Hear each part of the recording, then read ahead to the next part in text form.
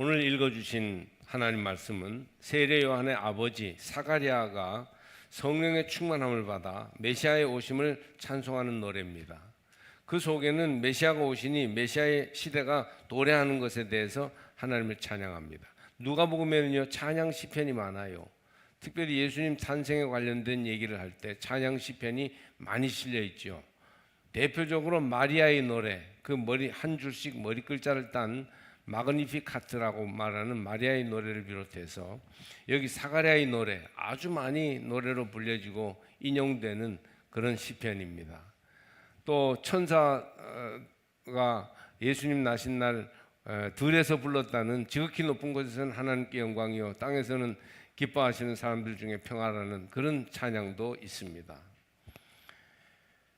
찬송 생활은 우리 신앙의 기본적인 요소입니다. 오랜 교회의 역사에서 찬송의 기쁨과 은혜는 성도들을 하나님께로 이끌며 하나님의 은혜를 더욱 풍성히 하고 하나님을 높이고 영화롭게 하는데 중요한 도구로 사용되었습니다.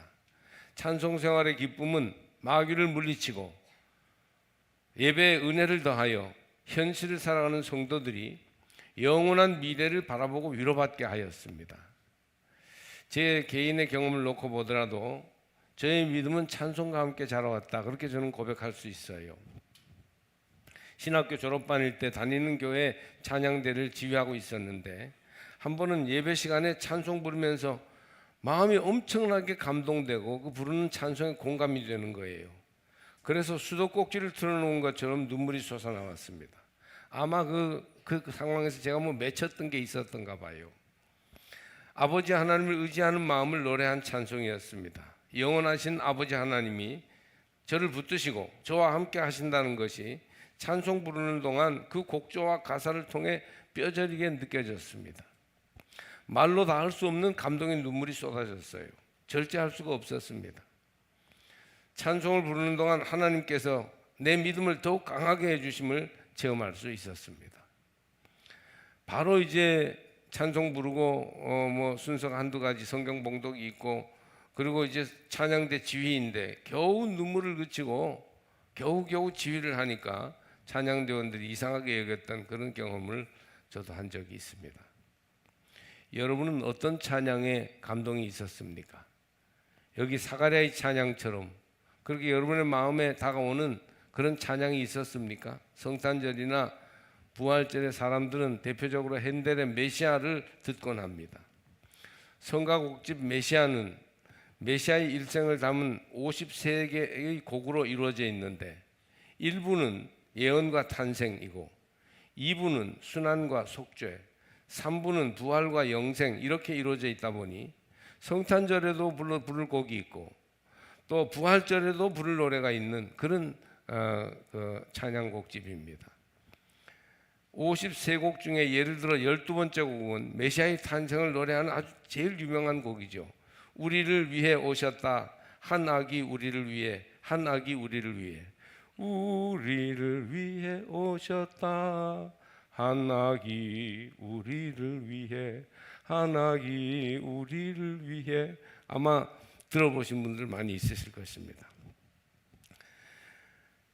메시아를 작곡한 핸델은 식음을 전폐하다시피 하며 작곡에 몰두하여 작품을 다 끝내고는 하나님 앞에 당신이 하셨습니다 라고 외쳤다는 일화가 전해져 옵니다. 만든 얘기라고 그러기도 하고 진짜 그랬다 그러기도 합니다.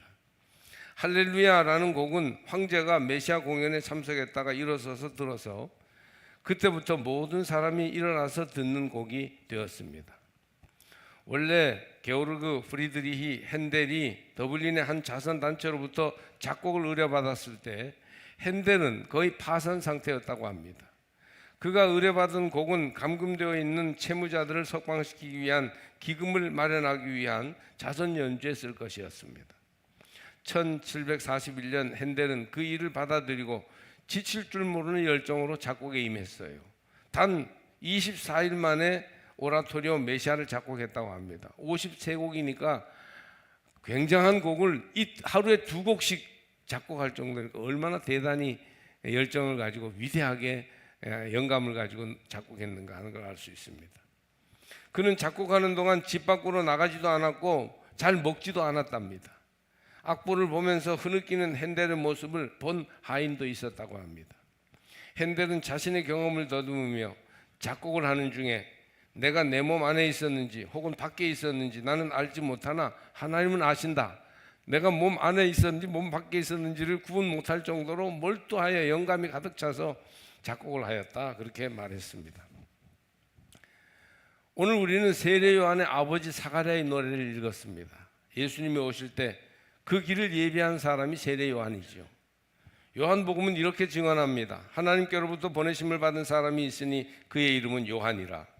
그가 증언하러 왔으니 곧 빛에 대하여 증언하고 모든 사람이 자기로 말미암아 믿게 하려 함이라. 그는 이 빛이 아니요 이 빛에 대하여 증언하러 온 자라. 세례 요한은 태어날 때부터 참 빛이신 예수님이 세상에 오시는 길을 예비하기 위하여 왔습니다. 그 세례 요한의 아버지 사가랴는 제사장인데 성전 일을 볼 때 천사가 찾아와서 요한의 탄생을 말하면서 그 아들이 주님 오심을 준비하는 사람이 되리라는 말씀을 주십니다. 그리고는 세례 요한이 태어날 때까지 입을 막아서 딴 얘기 하지 말라 이거죠. 그래서 말을 못하는 벙어리로 아기가 태어날 때까지 있습니다. 사가랴의 아내 엘리사벳, 세례 요한의 어머니죠. 엘리사벳은 정말 아기를 잉태했어요. 그 아기가 세례 요한입니다. 그로부터 6달이 지나 친척 마리아가 성령으로 잉태됨이 나타납니다. 6달 차이예요. 세례 요한과 예수님은. 천사 가브리엘이 마리아를 찾아와서 아기 예수 잉태됨을 예언하고 요셉과 마리아 젊은 커플은 아니 우리가 아기를 갖는다니 너무 충격을 받았지만 믿음으로 그 사실을 받아들이고 순종합니다. 오늘 우리는 드디어 세례 요한이 출생하고 일시 말 못하는 사람이 되었다 혀가 풀려 말할 수 있게 된 아버지 사가랴가 맨 처음 부른 노래를 읽었습니다. 저는 대림절 둘째 주일에 이 말씀을 읽고 그 뜻을 묵상할 때 떠오르는 제목이 하나님이 하셨습니다 였습니다. 하나님이 하셨습니다. 그렇습니다. 여기 이어져 나오는 첫 성탄 준비 과정을 보면 처음부터 끝까지 하나님이 하신 것을 인정하지 않을 수 없습니다. 하나님이 세례 요한의 탄생을 예고하셨습니다. 하나님이 천사를 보내 사가랴를 만나게 하셨습니다.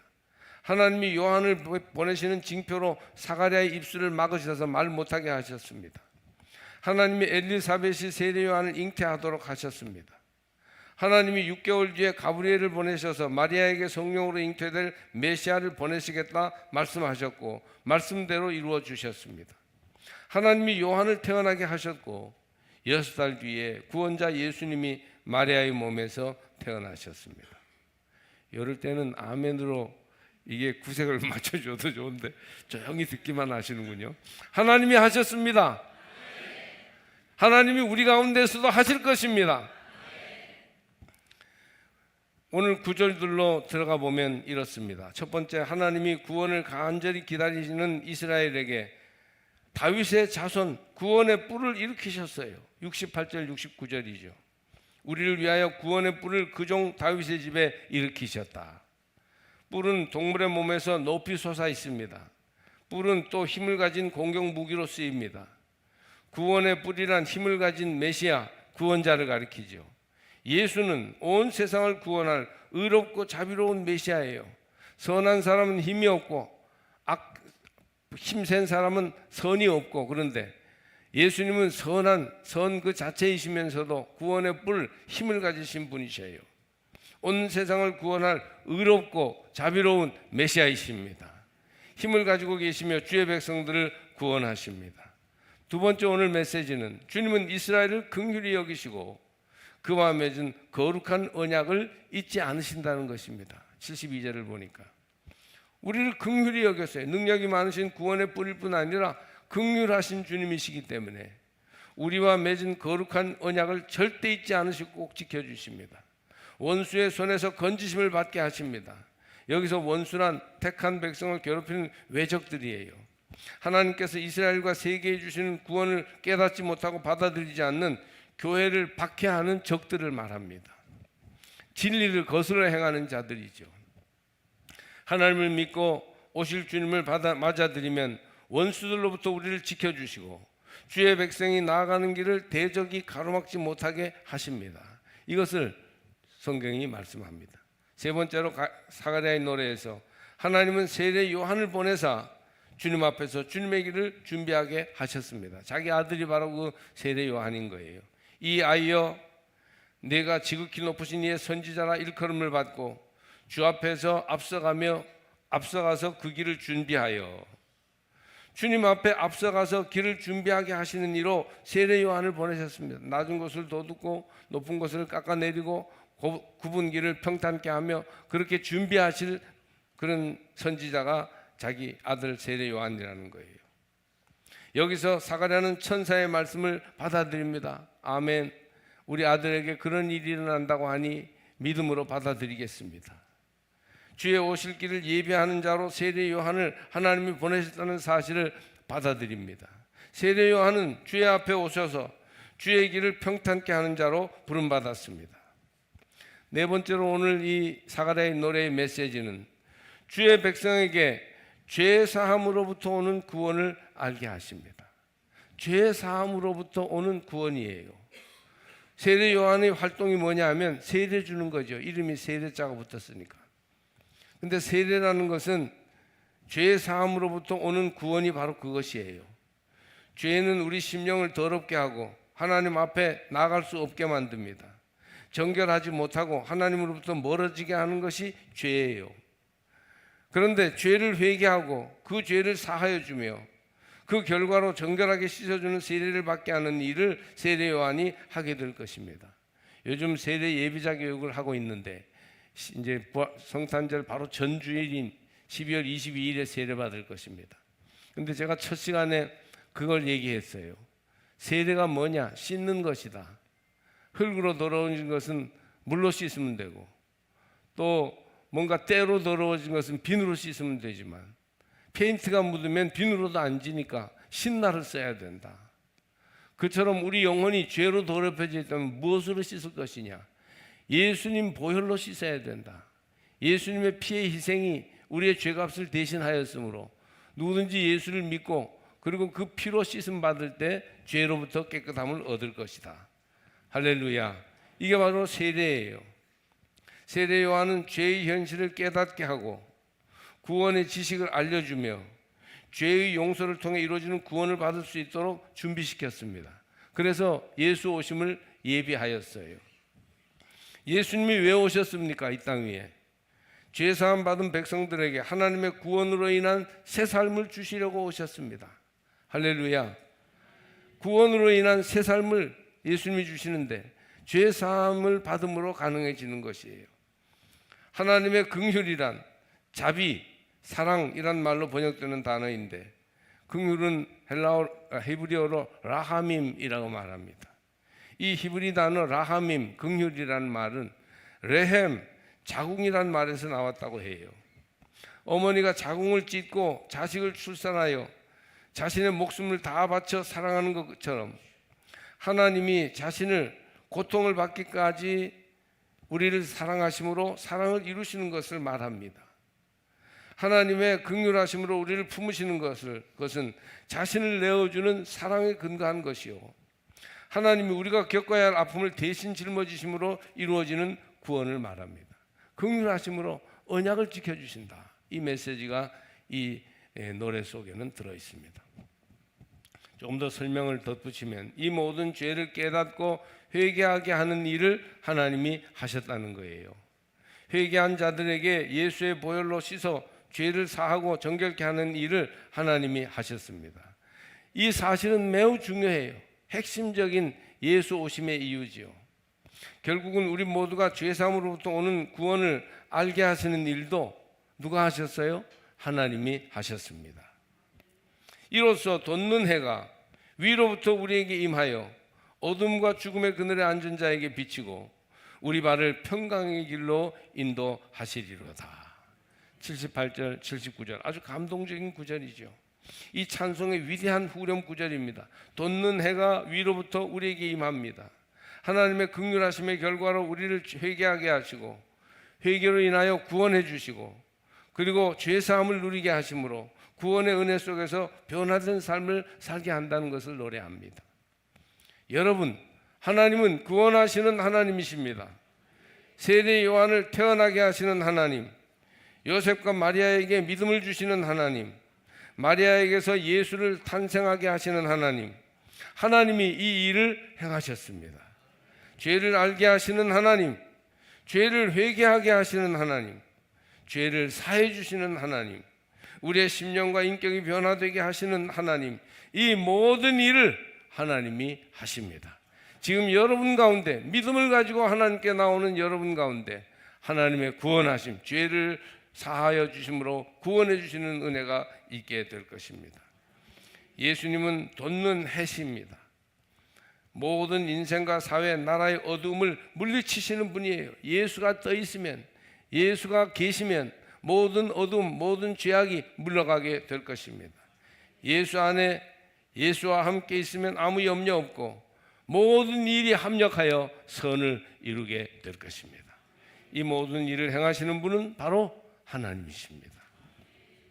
돋는 해가 위로부터 우리에게 임하여 어둠과 죽음의 그늘에 앉은 자에게 비치고 우리 발을 평강의 길로 인도하시리로다. 여러분, 하나님의 긍휼 용서해 주시고 너그럽게 대해 주심으로 영원한 생명을 우리에게 가져오신다고 노래합니다. 하나님의 나라에 풍요로움과 기쁨이 있게 하십니다. 그의 희생과 죽음이 죄의 용서를 가능케 할 것입니다. 그리하여 하나님은 궁극적이며 포괄적인 평강, 주석에 있는 이 말을 제가 인용하는데요, 궁극적이며 포괄적인 평강, 좀 어려운 말입니다만은 근본적인 평화의 길로, 완전한 마음의 평화와 갈등과 모순을 해결하는 근본적인 사회와 국가의 평화를 하나님이 주십니다. 예수 안에 이 평화가 있습니다. 우리를 다함 없는 완전한 평화의 길로 인도하신다고 사가랴는 노래합니다. 바로 하나님이 우리 가운데에서 지금도 그 일을 행하십니다. 어둠과 위험, 재난과 전쟁들 한가운데에서 광야같이 거친 인생을 사는 우리들에게 지난 주간도 예외 없이 우리는 깜짝 놀라고 충격을 받았죠. 그런 우리들에게 돋는 해처럼 빛나는 메시아 예수께서 찾아오십니다. 죽음의 그늘에 앉은 자들에게 빛을 비춰주시고 우리 발을 평강의 길로 인도하십니다. 이 말씀이 무엇입니까? 예수 안에 평화가 있다는 거예요. 가장 중요하고 우리 삶의 기본이 되는 평화는 하나님과의 평화인데, 하나님과 평화롭지 못하고 불화한 것은 우리에게 죄가 있기 때문이에요. 죄 때문에 하나님과 맞지 않고, 죄 때문에 하나님의 길로 가지 못합니다. 죄가 있으니 하나님과 불편하고 불화하여 하나님으로부터 소외되는 일이 나타납니다. 하나님 없는 삶을 살게 되는 거예요, 죄 때문에. 그래서 우리 삶 전체가 망가지게 된 것이죠. 그런데 하나님께서 죄를 사해 주시기 위해서 독생하신 아들 예수를 성육신하여 우리에게 임하게 하셨고, 예수의 별명을 임마누엘이라, 하나님이 우리와 함께 계신다라고 짓게 하셨습니다. 누구든지 예수를 모시면 하나님을 모시게 됩니다. 그리고 그 예수는 너와 나 모든 인간의 죄를 짊어지시고 누구든지 그를 믿는 자들에게는 멸망하지 않고 영생을 얻게 하셨습니다. 영생이라는 말을 죽지 않고 계속 물리적으로 100년, 200년 사는 것을 알았는데, 여기서는 참생명, 영생이란 하나님과 평화하고 사람들과 평화하는 행복한 인생, 그것을 말해요. 영생이라는 것이. 예수님을 믿으면 죄를 사하시고 하나님과 평화를 누리게 됩니다. 그래서 행복한 인생, 영생을 살아가게 되는 것이죠. 하나님과 평화하면 어떻게 돼요? 그는 우리의 화평이신지라 둘로 하나를 만드사 원수된 것 곧 중간에 막힌 담을 자기 육체로 허시고, 에베소서 2장 14절. 주님과 화평하면 하나님과 둘 되었던 우리가 하나로 합쳐진다는 것입니다. 하나님과 화해해서 하나님과 일치하게 된다는 것이에요. 또 오셔서 먼 데 있는 너희에게 평안을 전하시고 가까운 데 있는 자들에게 평안을 전하셨으니, 에베소 2장 17절. 먼 데 있는 사람이든지 가까운 데 있는 사람과 평화롭게 하신다는 거예요. 하나님과 평화하고 사람들과 평화하여 우리 인생이 평화로 충만하게 된다는 것입니다. 하나님과 평화를 지키면 온 세상과 화해하게 될 것입니다. 갈등하고 미워하고 싸우고 누구 안 보고 사는 이런 일이 없어질 것이에요. 예수 안에 우리가 거하면. 물론 예수 바로 믿는 사람들에게도 평화를 깨는 원수가 있을 수 있고, 그래서 눈물을 흘리며 아파하기도 합니다. 그러나 결국에는 궁극적으로는 끝에 가서는 예수 안에 평화가 이루어지고야 만다고 성경이 약속하십니다. 이 모든 일을 하나님이 하십니다. 세례 요한의 아버지 사가랴의 노래는 첫째로 하나님이 구원의 뿔을 다윗 자손에게 일으키십니다. 다윗의 후손으로 오시는 예수님이 구원을 일으키시는 힘센 뿔이 됩니다. 둘째로 이스라엘을 긍휼히 여기십니다. 하나님이 특별히 믿음의 백성들을 관심을 가지고 사랑해 주십니다. 긍휼이라는 것이죠. 셋째로 선지자를 보내주셔서 주의 오실 길을 준비하게 하십니다. 세례 요한을 세우셔서 그 종을 잘 따라가면 틀림없이 구원의 길로 인도받습니다.